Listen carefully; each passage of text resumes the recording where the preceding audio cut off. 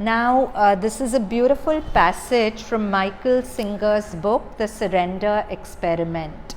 So, Michael Singer says, every day we give precedence to our mind's thoughts over the reality unfolding before us. We regularly say things like, it better not rain today because I'm going camping.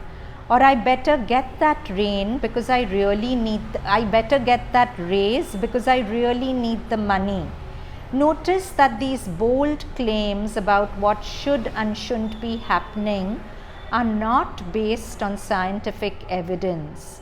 They are based solely on personal preferences made up in our minds. Without realizing it, we do this with everything in our lives. It's as though we actually believe that the world around us is supposed to manifest in accordance to our own likes and dislikes. It doesn't. If it doesn't, surely something is very wrong. This is an extremely difficult way to live, and it is the reason we feel that we are always struggling with life. You're right. Why do we feel we are always struggling with life? Because we have an idea of how the day should be, how people should be, and when it doesn't turn out like that, we are always oscillating between joy and disappointment. Joy if what we want happens, disappointment if what we want doesn't happen. Nonetheless, it is also true that we are not powerless in the face of the events unfolding around us. We have been gifted with the power of will. From deep inside, we can determine how we want something to be and apply the power of our minds, hearts, and bodies in an attempt to make the outside world conform. But this puts us in a constant battle of our way versus the way it would be without our intervention.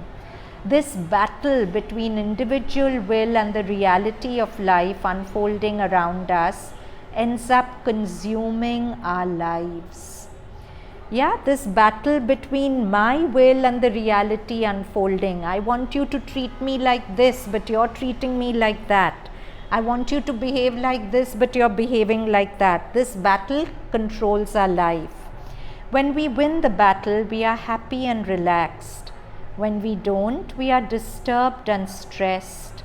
Since most of us only feel good when things are going our way, I'll ask you when I finish it. Since most of us only feel good when things are going our way, we are constantly attempting to control everything in our lives. The question is, does it have to be this way? There is so much evidence that life does quite well on its own. The planets stay in orbit, tiny seeds grow into giant trees. Weather patterns have kept forests across the globe watered for millions of years, and a single fertilized cell grows into a beautiful baby. We are not doing any of these things as conscious acts of will. They are all being done by the incomprehensible perfection of life itself. All these amazing events and countless more are being carried out by forces of life that have been around for billions of years. The very same forces of life that we are consciously pitting our will against on a daily basis. If the natural unfolding of the process of life can create and take care of the entire universe, is it really reasonable for us to assume that nothing good will happen unless we force it to? That's it, no?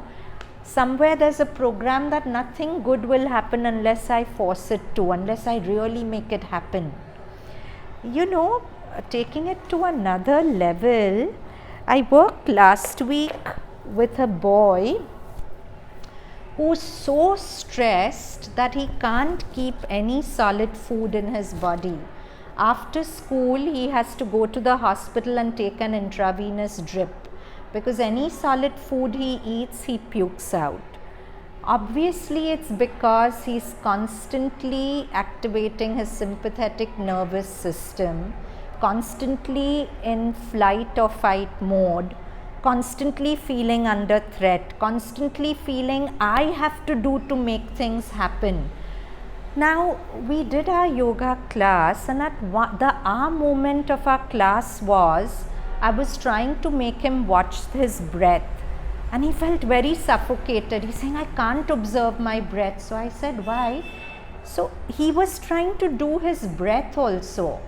He was in such a mode of I am the doer, he could not surrender to even his breath. He felt he had to make his breath happen. There was no concept of standing back even from his breath. So I had to spend 15 minutes just making him learn to watch his breath. And that was the shift. Within 10 days after, he could hold down some solid food, because from his breath he learned that I'm not doing anything. The body intelligence is making my breath happen. So if it's making my breath happen, it'll make my academics happen, it'll make everything happen. You see, when we live with the feeling that I have to do everything to get it done, we are in a very tight, rigid flight or fight state, and there's no flow. We shut our doors to grace. We shut our doors to the unseen hand, which will so effortlessly carry us if we just relax.